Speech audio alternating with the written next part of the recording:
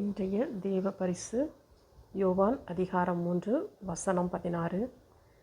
தேவன் தம்முடைய ஒரே பேரான குமாரனை விசுவாசிக்கிற எவனும் கெட்டு போகாமல் நித்திய ஜீவனை அடையும்படிக்கு அவரை தந்தருளி இவ்வளவாய் உலகத்தில் அன்பு கூர்ந்தார்.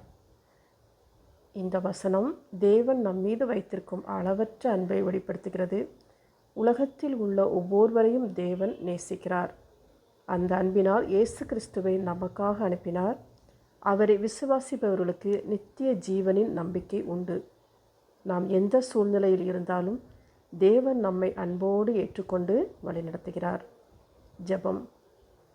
பரலோக தந்தையே, எங்களை எவ்வளவு நேசித்து உம்முடைய குமாரனாகிய இயேசு கிறிஸ்துவை எங்களுக்காக தந்ததற்கு நன்றி. உம்மை முழு மனதுடன் விசுவாசித்து உமது வழியில் நடக்க எங்களுக்கு உதவி செய்யும்.